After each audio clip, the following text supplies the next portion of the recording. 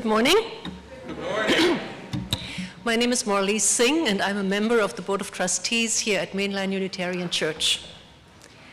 I want to welcome you to our service this morning, all of you here and everyone online, and especially all of those who are visitors. And don't worry, we don't make you stand up and give a little speech. We're just telling you, please feel extra welcome and meet with us in the fireside room after services for a cup of coffee, and then we can have a conversation. You could also talk to people at the welcome table in the lobby, or look up our website, mluc.org. Next, I would like to introduce our worship team for today. Our interim senior minister, Reverend Dave Messner, our ministerial intern, Carol Ann Bright, Kathy Landay, our worship associate, Dr. Vincent Craig, the music director, and the MLUC choir. We are Unitarian Universalists. We affirm religious freedom and celebrate diversity. We believe all people are inherently worthy and dignified. Whoever you are, wherever you come from, whomever you love, you are welcome here. I have a brief reminder from Judy Wilson that the importance of sports, the reproductive justice book discussion, which was scheduled for today, has been postponed because of the Eagles championship game. And we will have that book discussion instead on Sunday, the 26th of February at 3 p.m. And now we have time for the Minister's Minute. Just a minister's 1 minute. I went to get my, first I have to observe that Vincent's coming closer to me. And I appreciate it. That's it. Come on over. That's it. The piano gets closer and closer and closer. It's great. Well, and I'm holding a new mug today. There was a special mug here that said the minister's mug, and someone's taken that. So if you see someone holding that, they're your new minister, which is good. But this one, this is a left-handed new member's mug. And this says new member, and it reminds me on this side that I'm left-handed, which is helpful because it lets you know to talk to the people holding this mug. So I open with this because I'm pitching to you today the opportunity in February, and it may be our last opportunity together to do the UU 201, UU 301 sequence. Indeed, today is UU 101. So you have a chance to complete in perfect sequence 1, 2, and 3, and graduate to Membership Sunday, which will be happening in early March. And as I usually do, I really encourage you to take this step forward into understanding our common faith, understanding this church, and then engaging in it. That's kind of what it is. 101 is the thing you do. It could be the first day you walk in. If this is your first day, come meet us at 11:30. And when I say us, I mean it sort of imperially. But I also mean Madeline Seiko. Woo! And Madeline's in charge of our membership programs, and she'll be leading UU 101 today, which is a chance to learn something, a little taste of history, polity, ecclesiology, you know, those sorts of things, a little soteriology, all the ologies, basically quickly gone over so you have a sense of what we mean by Unitarian Universalism and what we mean by church. In 201, we focus on engaging in the ministries of this church, and I want to say taking up your own ministry in this place. And 301 is about membership, belonging, commitment, relationship, those sorts of things. We're going to be doing those. It's in your order of service every Wednesday night in February, 4 in a row. So this is a little different because it's 2 hours a night. There will be delicious food each night. They will be interactive sessions because a big part of this intention is that you have a cohort of people coming into the church with you. So you leave from the place not primarily with information. It's not a banking depository model, to borrow a phrase, of filling you with some kind of information. That truly is not the point at all. The point is to have a journey group, a circle of people who are coming into the church at the same moment, who I think will become your friends. So I invite you, if you are not yet a member of this church, to come sign up for UU 201 and UU 301. My colleague has a clipboard. It's every Wednesday night in March. It is your chance to do it with me. For what it's worth, I care very much about these classes. We will spend time together, and I'd be delighted to welcome you in. So if you're not a member, I'm not going to make you stand up, but this is the gateway to doing it. If you've already done these things and you're ready for membership, you're welcome to come just to 301 if you've already done that in the past, and we'll get you prepared to enter into membership. So if you want, we can pass that clipboard around. We're going to pass the clipboard around. We're not going to do a service today. We're just going to do the sign-ups. I feel like it's deeply important, welcoming people into the church. And part of our work in transition ministry in this time, and it's not lost on me that we're coming out of COVID, part of the work of transition ministry is loosening up, opening the doors, coming back to church, and welcoming a new generation into our circle. And when I say a new generation, I don't mean age, because in this class we'll have people from 16, yes, if you're 16, you can come to this class, to 103. What's our range in this church? 103 is our more senior end of our church. And we will have the whole mix of it, and all of you will be in the class together. So with that, I thank you for listening. I invite you into the life of this church and the circle of our covenant. And so let us turn now to our mission together. So please silence your cell phones and affirm our mission together with me. Together, we transform lives through love, service, and our welcoming faith.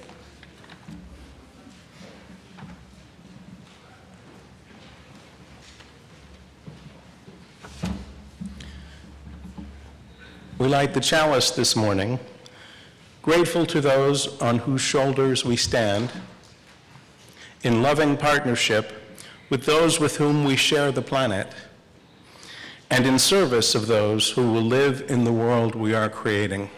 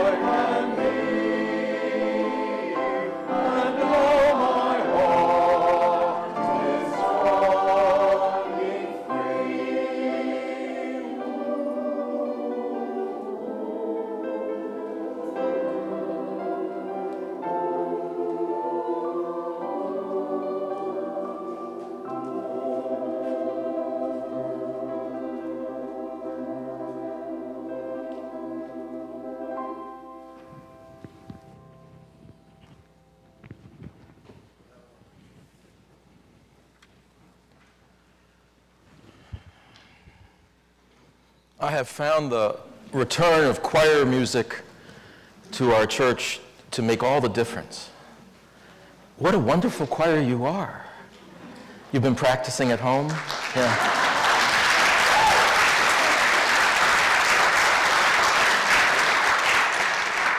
And thank you, Vincent. Thank you, Vincent. So I had in mind, it was some time ago, the Supreme Court ruled on the constitutionality of praying before public meetings. You might remember that, and that's a much debated point in our circles.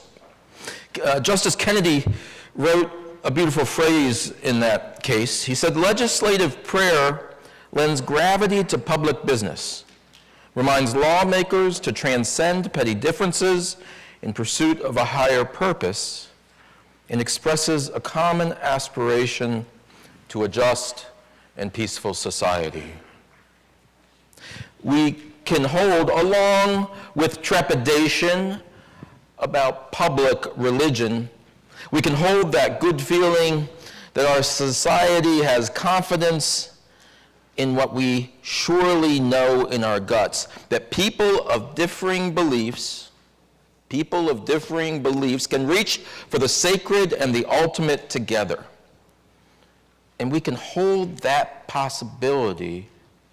I often think of that when we come together, and when people ask me about Unitarian Universalism, I talk a lot about pluralism and our ready ease with pluralism, and that we are a people who works at having somewhat less anxiety that the person next to us, whether it's in church or the town hall meeting or in school, believes something different than we do. It tends to spark in us curiosity rather than aversion. That is what I believe one of the great projects of this church is. Some time ago, I was at an interfaith gathering in one of my other churches. And it came to mind because I went here for the first time to the ministerium of the main line. And we were talking about what should we, 25 churches, do together? What could we possibly do, all of us at once together? And I remembered our meetings where we had 5 of us clergy-type people pray in our own way. And they didn't fit together, these prayers. It was merely that we made space for 5 different voices: Muslim, Jewish, Christian, Baha'i, a really interesting mix, and we did it side by side. In that room, I thought of it, and I wondered, what would it be like if everyone got to stand up and offer their prayer in their own way aloud, and everyone would sit and receive and feel lifted up by it. Later that day, I wasn't at the meeting. We had a number of these interfaith events, and my choir went to the later meeting. And I wasn't there to do the prayer thing. That was kind of my job. Their job was kind of the song thing. And they returned to it, and they said, "Well, what do the Unitarians have? Come, offer us your prayer. Who will pray?" And by all accounts, terror rippled through the body of the choir as people sunk to the back from it. But then they huddled, as all good choirs do. They schemed, and they turned to the audience and let forth with a rip-roaring spirit of life. Yeah? I want this to be a place where you have the song of your heart ready to share with others. I want this to be a place when you are invited to lead the prayer and to give the people something, you will be equipped, you will be emboldened, and you will be generous. Let this be a place where we have both the power to speak our hearts and the tools to make it meaningful to others. It's why we come to church, my friends, to learn that we have resources to lead a faithful life, to learn to be ready to share those resources with others at a moment's notice, and how to make space reverently for everyone else in our pew. Welcome to the celebration of life. Let us now worship together. Join, if you will, in our opening hymn. This is number 18 in your teal hymnal. What wondrous love is this?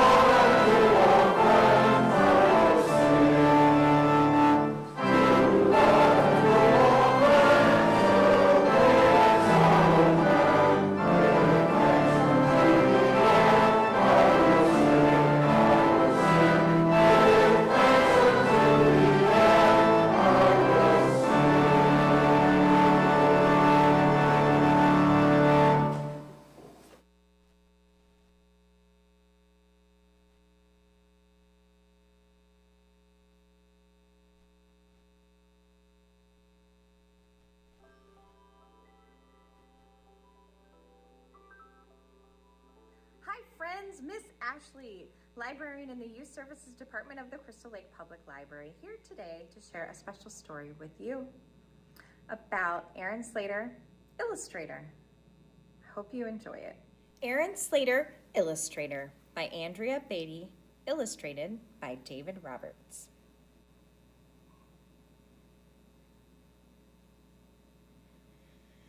At the end of the garden in the soft fading light, when the day turns to dusk and the dusk into night, the sweet scent of jasmine floats into the air to mix with the music of laughter, and there, Aaron D. Slater soaks it all in with his flowery blanket tucked under his chin.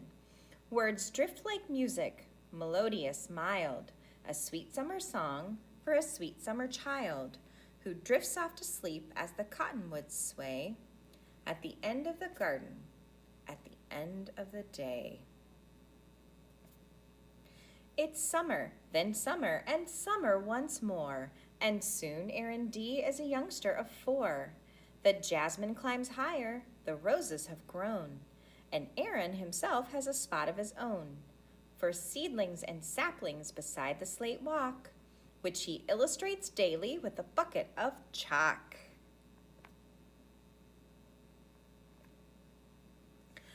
But what he loves most, what makes Aaron's heart sing, is to listen to books in the old garden swing. To write stories, he thinks, is the greatest of things. And you can see the drawings coming out of his mind for the mythical beast books that he's listening to. But first he must read. It's the best place to start, and young Aaron wants to with all of his heart. But the words are just squiggles, and try though he might. Even with help, Aaron can't get it right. Why can't I do it? Why is it so hard? He goes back to drawing on slate in his yard. And those are what the letters look like to Aaron.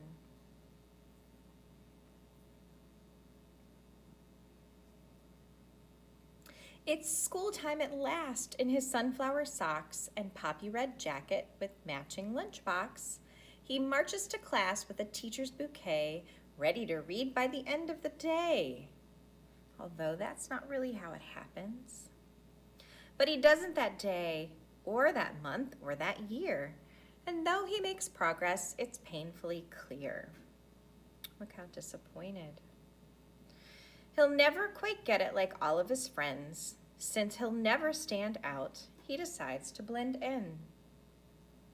And so here he is at the start of grade 2, in his simple white t-shirt and matching white shoes. He tries to keep up, to blend in, and to hide the tangle of feelings he carries inside. At first it goes well, since his teacher is new and is a bit overwhelmed by the hullabaloo. But things settle down and Miss Greer finds her stride. And once she gets rolling, there's no place to hide. "Class," she said, "here's an assignment for you. Write me a story. Write something true." If you know the other books in the questionnaire series, you can see Rosie Riveter and Ada Twist and Iggy Peck, architect, in this picture. But look, there are some of the children that have some words falling off the page, but not as many as Aaron. There's Miss Lila Greer. There's Aaron's bedroom. And so Aaron does what young Aaron must do. He works on his story like the rest of grade 2. He writes through the evening, he writes through the night. He writes and he writes till the dawn's early light. Then he drops off to school with his shoes filled with lead and his stomach in knots and a pain in his head. And he waits for his turn with his heart filled with dread. Miss Greer calls his name and Aaron D. stands and unfolds the sheet in his trembling hands. And he reads, well, he tries, but it's so hard to start with 33 eyes peering into his heart. So he stares at his shoes and his sunflower socks. Then he closes his eyes, and then young Aaron talks. Once, there was a flower. No, wait, I know. Once there was a magical flower who gave all who held it extraordinary power. And so begins the most perfect of tales of an imperfect hero whose courage fails. When the day turns to dusk and the dusk into night, and the moon rises high and the dragons take flight. And who learns after all in the wee morning hours, strength comes from the heart and not magical flowers. That beauty and kindness and loving and art lend courage to all with a welcoming heart. I love that they're writing on their pencils. And Aaron's out in front. And when the quest ends and the sweet flower dies, the students all gasp and Miss Lila Greer cries. The silence that follows rattles his heart. He tries to say something, but where would he start?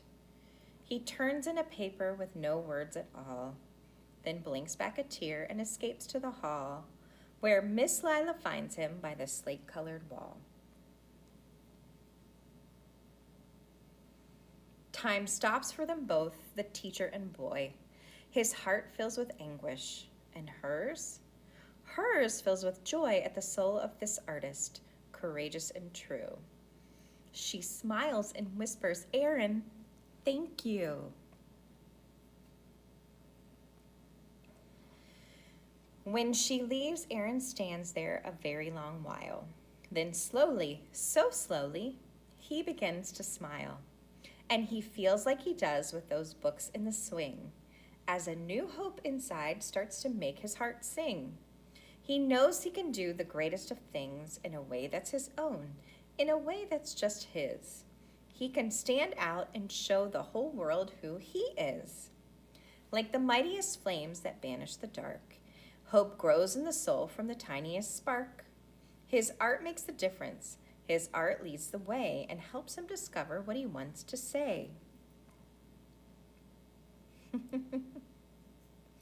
Look at that. and his reading gets better. Of course, it's still tough, but each day that they work is a little less rough. That's true for so many things. Like all imperfect heroes at the start of a quest, he must do what he can and hope for the best. He's practicing and drawing. Now in the hallway, a new garden grows with jasmine and poppies, a rambling rose, books, art and music, a dragon or two who soar through a sky of delphinium blue. The art tells a story, melodious, mild, furious, fragrant, wonderful, wild. It's all from the heart, and all of it's true for Aaron, Miss Greer, and the kids of grade 2. It's a place full of beauty for one and for all, the illustrator's garden at the end of the hall. I'm going to read the author's notes at the end for you. So first, a note on the type. That's what the text is written in. This text has been set in dyslexia, a typeface specifically designed for people with dyslexia. To learn more, visit dyslexia. There is additional copyright information that we'll have available after the service and bibliography notes. Now, for all young people or those who are in love, you're going to go to the McGinnis room for a Valentine's extravaganza. You're going to be making Valentines today. If you're going to stay in the service, then I'll preach, and we'll make Valentines in the fireside room after the service. So, children and youth, we're going to sing you out now. Thank you.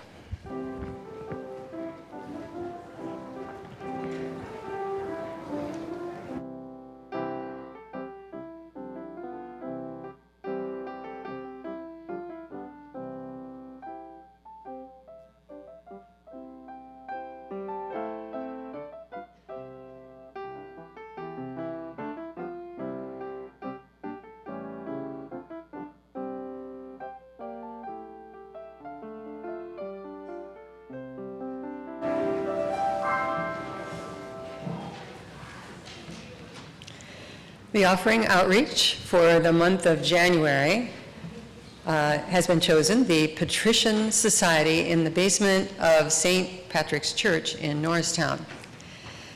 Each month, a committee of experts from our church choose a community group to share our weekly offering. These groups are living the principles which we hold so dear. The Patrician Society has two prongs. The first is the emergency food cupboard.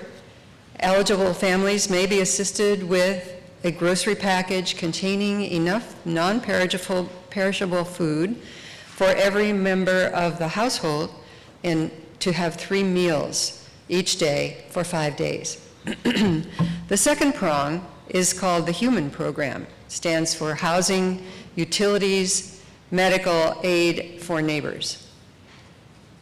They provide third-party payments for partial rental or mortgage assistance, heating oil or electric bills, and medical expenses for uninsured or underinsured clients. All such assistance is provided only after families are qualified in terms of financial need. On their website, they say that the biggest asset of the Patrician Society is our volunteers. Our volunteers assist us by packaging groceries, produce, and meats to distribute. They also restock shelves in the cupboard, assist with receiving deliveries, sort non-perishable foods, and clean work areas. Occasionally, volunteers may also be asked to perform computer or clerical tasks. I want to mention something about our giving program. When I first came to this church, I kept hearing the word service over and over. And the church that I grew up in, unfortunately, never heard the word. So I was like, wow, how do I fit into this picture here, because I wanted to do it. So this is just one of many opportunities, if you should choose, you can volunteer. Rev Dave is always encouraging us to get involved in the workings of the inside of the church, but there are also many opportunities outside the church. So any month you could pick an organization to give your time. So I don't know, I think there's something about service that is a win-win. It's a win for the recipient and it's a win for the giver. So I hope you'll be generous with your offering, both in spirit and the other thing. Now, as our offerings are collected here and electronically, check out the instructions on the screen, for online giving. Please enjoy Vincent's music. I wanted to acknowledge that Edvard Grieg is one of the great classical composers from the 19th century that we claim as Unitarian. Some people don't know that. Grieg was a Unitarian. Lived in Norway and died just at the beginning of the 20th century, I think around 1907, 1908, something like that.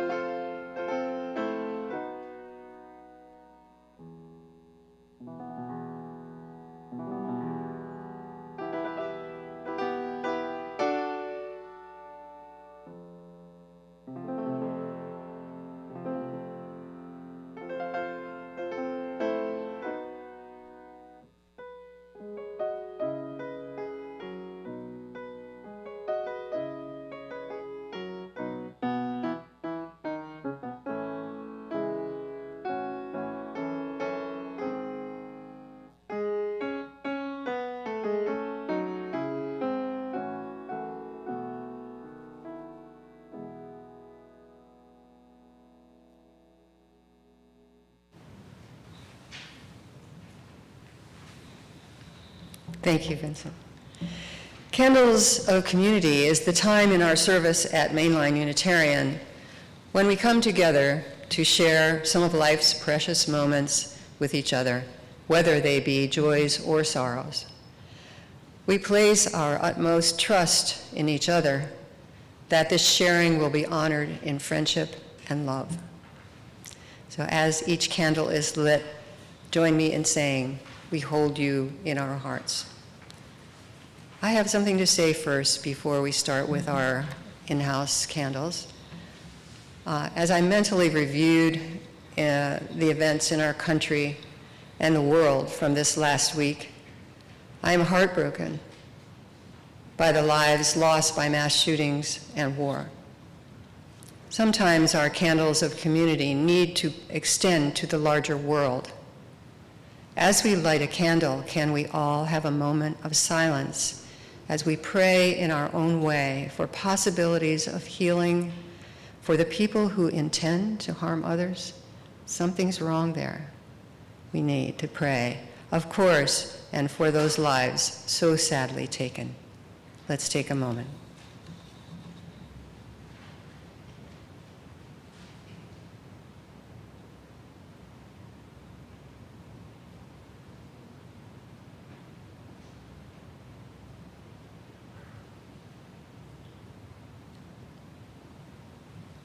For all those involved in the tragedy of losing or taking a life, we hold you in our hearts and pray for change. I'd like us to light our first candle this morning for Tyree Nichols. I don't have more to say on that except today I think white pastors should stand up in America and say, however this is happening, we continue to take the lives of people of color, particularly African American men. Let us continue our work that may be not true anymore. The homework I give is that we not watch the video of his killing today, but perhaps flip through the photographs he took in his life. Put up a prayer for his family. Thank you, Rev. We light a candle of compassion and sorrow for Cynthia Barker. Cynthia died at home peacefully on January 24th.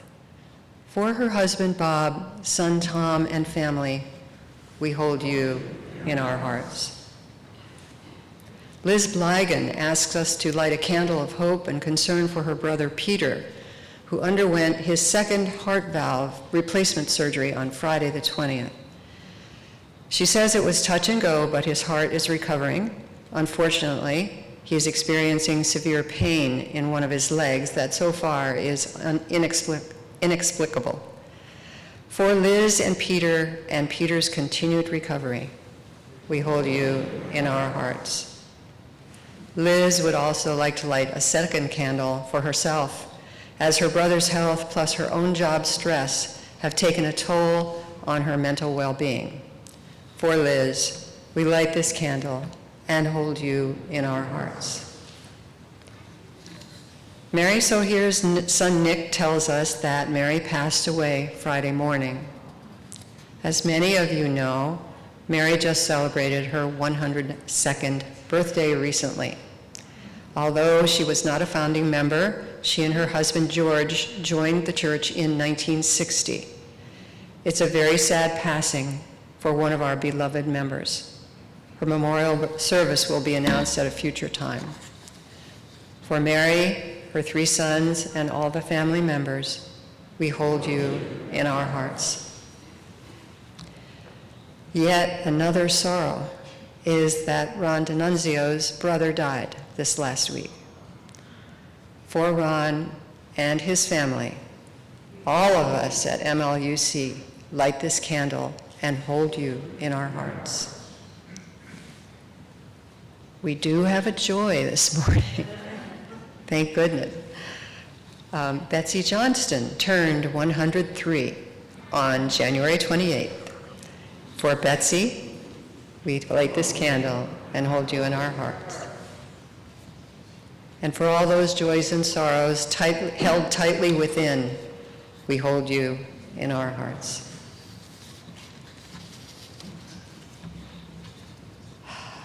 The reflection today will be followed by a period of quiet music. As you listen to the reading, perhaps you will be moved or struck by a word or phrase that resonates with you. Let your mind and body relax as I read the following, called The Writing on the Wall by Rick Maston.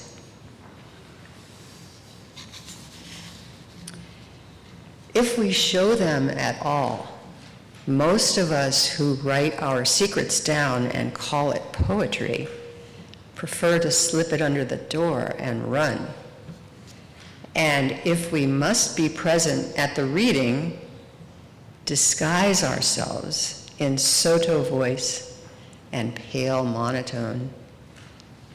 But here was one who could take us into his personal life and show us around, as if it were a house for sale, exposing everything the way it was and never once rushing ahead to straighten up a room or kick the dirty linen under the bed. How could he do it? And why? It was such private property, and we were total strangers. Just in off the street, looking, not necessarily there to buy. But then toward the end, I realized there was nothing in this place I hadn't seen before.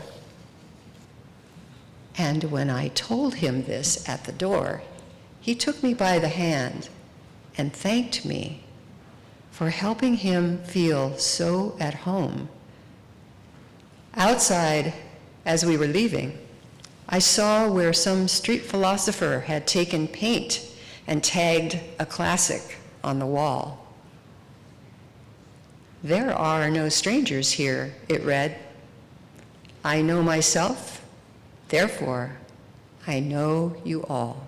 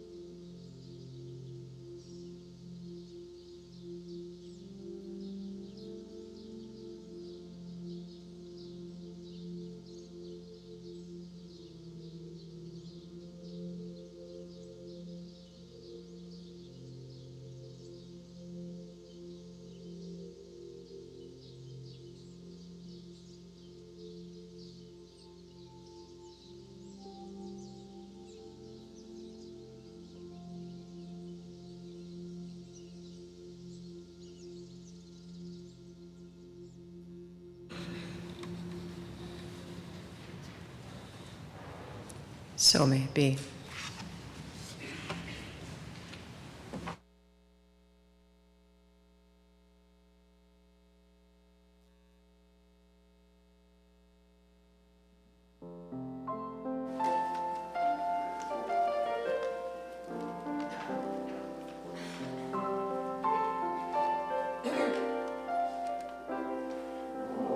Gently into the morning,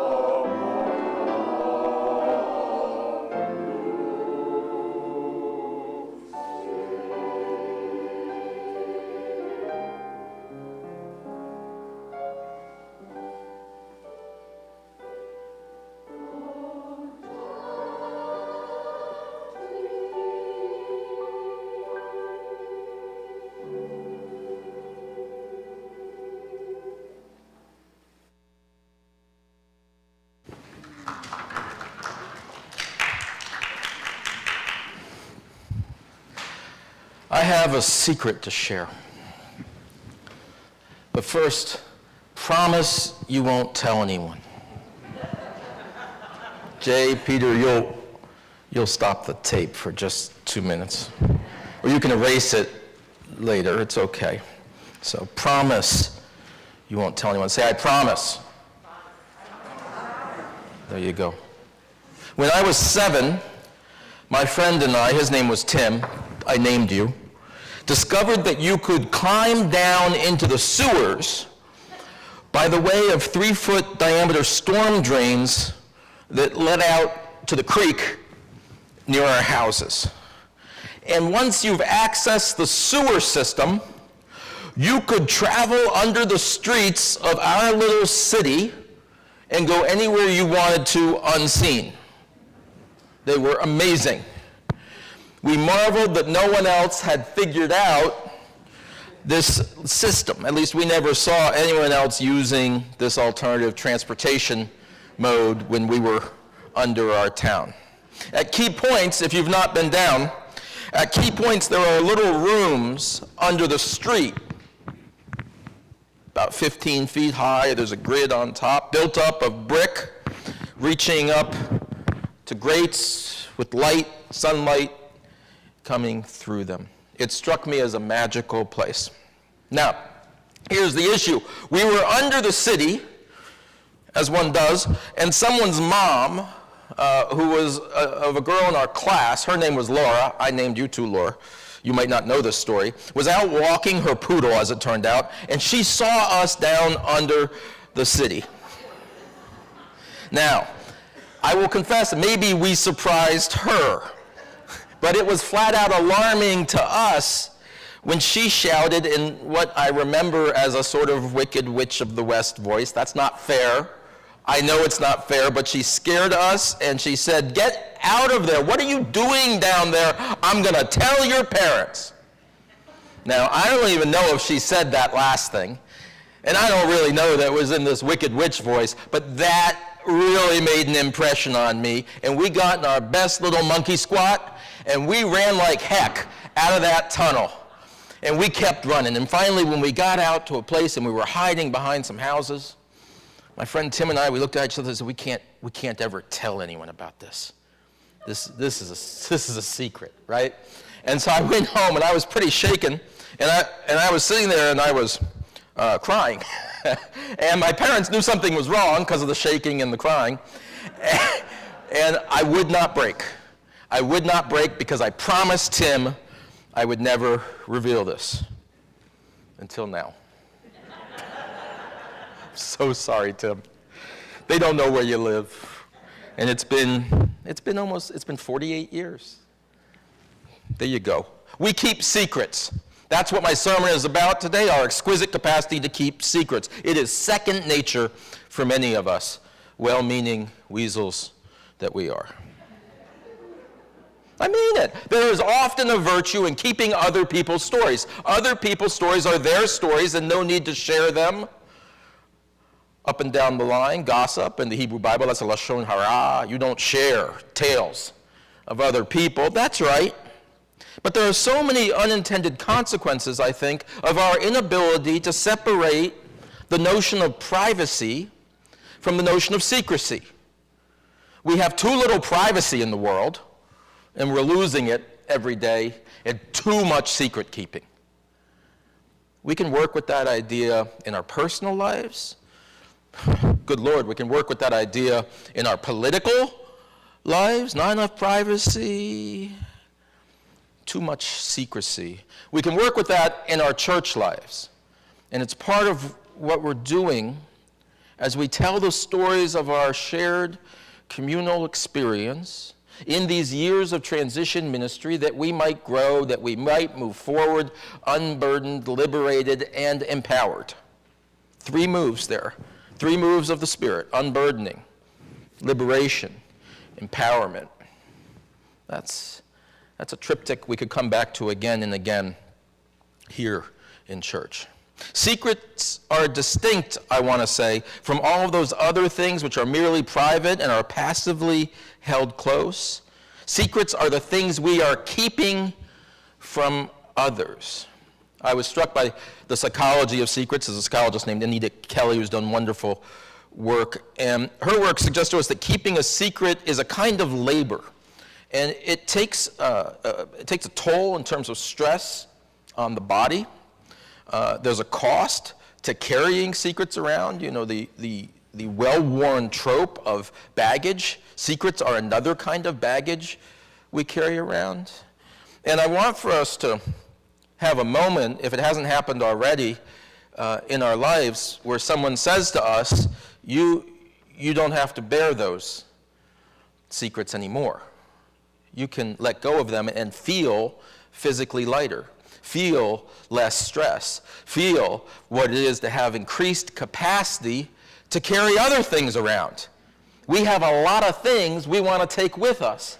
Let us not have all the space crowded out by painful memories, old hurts, and some other secrets I'm going to talk about in a minute.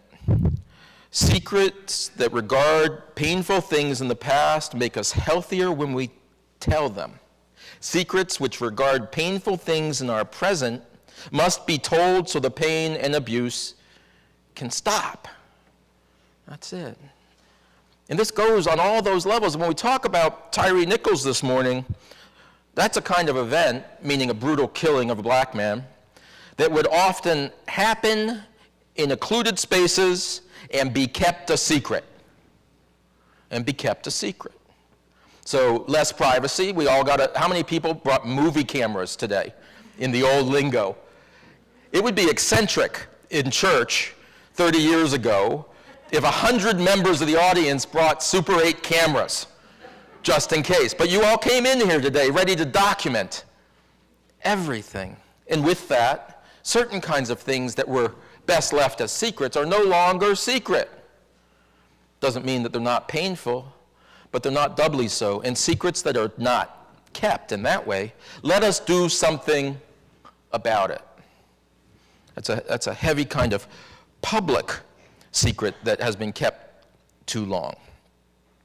There are also secrets that are born in churches, which make it difficult to move on in life. We've had hard experiences in this church in the past 50 years. We've had breakups, we've had boundary crossings, we've had conflicts. Not more than other people, I don't think. I don't mean to say that as if that's some alarming and different news. But we have also, I think, learned the habits of secret keeping as a means to reduce conflict. Keeping quiet is a means to reduce conflict. Keeping quiet about the pain you yourself have experienced is a way to reduce conflict. It's not necessarily a way to live a healthier, freer, and more empowered life. What is our spiritual project? Living healthier, freer, more empowered lives. Our own, our collective lives, and the lives of other people we don't even know. It's part of our project that the next Tyree Nichols has a life to live. And more than that, has a healthier, freer, more empowered life. And so we tell our stories. Right now, you have a ministerial search going on. I bring this up on Sundays because I'm talking to churches too. And I say, tell me the stories, and I pay close attention to how they tell their stories. And have they gotten to a point that they can tell with ease the difficult ruptures that have happened in their lives, the disappointments they have experienced, the times that one or more people have missed the mark? Sometimes telling our secrets, the painful ones from the past, lets us understand that they're not as awful as we think they are. I thought that Seward thing was awful for years, meaning when I was like 7 and 8. Honestly, I'm over it now. I'm okay. But in my child's mind, I was like, I'm not telling anyone that. And maybe I worried about it. We have other things like that in our lives. And I invite you to lift those up in your mind, and you needn't share them right now, but what are the things that I just don't ever talk about that. I don't want to tell people about that. And maybe church is a place where we could tell people things, and maybe they're not so awful. Maybe they're not so awful. Now let me turn from the telling of secrets that are about hurt and missing the mark, that we might be unburdened, and about telling another kind of secret that we don't hide because of pain, but we hide because of fear. This is a text from James Laughlin. This is called The Shameful Profession. For years, I tried to conceal from the villagers that I wrote poetry. I didn't want them to know that I was an oddball. I didn't want the young men with beards wearing baseball caps who come to the liquor store in their pickups to buy six-packs to know that I was some kind of sissy.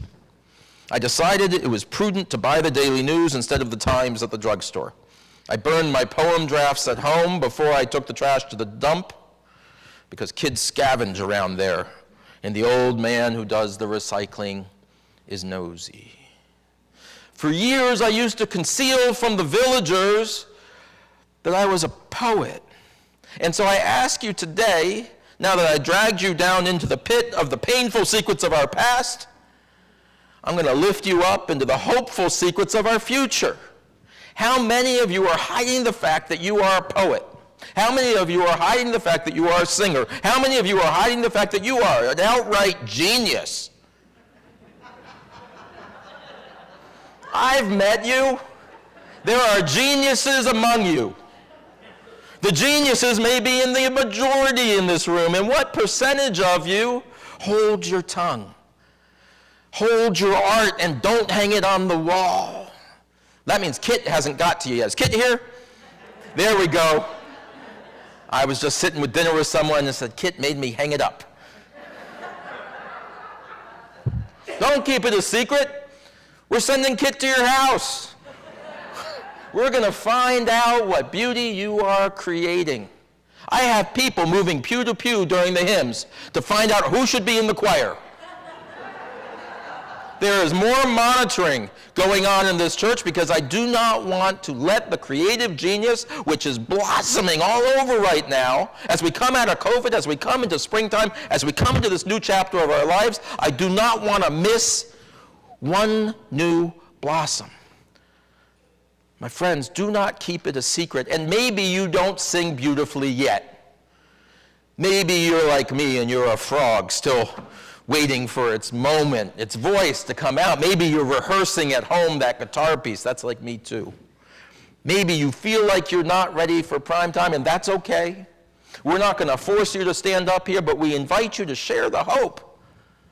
It's one of my favorite parts of church. People book a time with me to come in and just tell me something they're thinking about or dreaming about. Sometimes they come to me and say, I think I want to be a minister.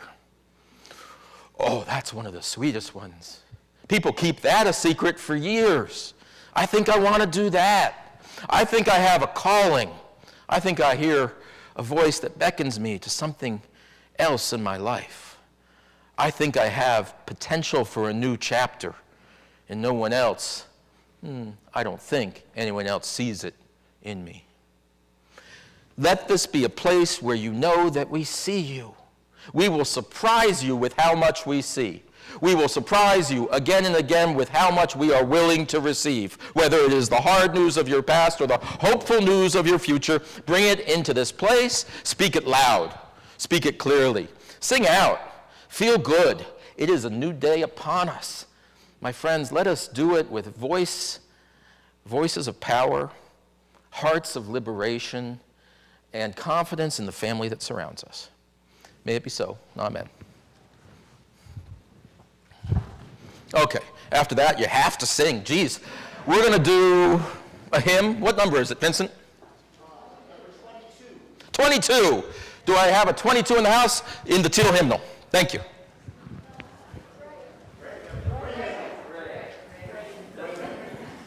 No, yeah, the gray hymnal. I'm colorblind. It's one of the hymnals. Thank you. We only have two. It's in the gray hymnal, number 22.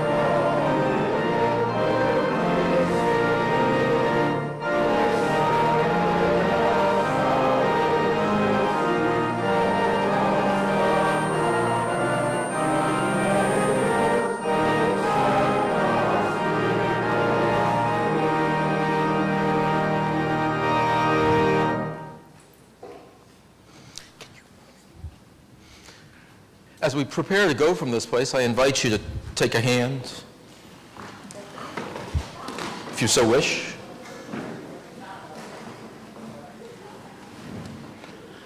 As we extinguish our chalice. Are we extinguished? I want Kathy to come back. I don't like leaving the worship associate out.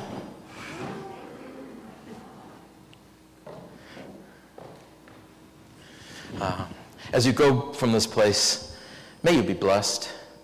May you walk with lightness of heart. May you feel sunshine anew in your life.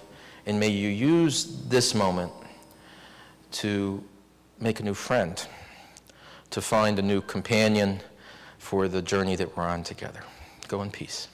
Amen.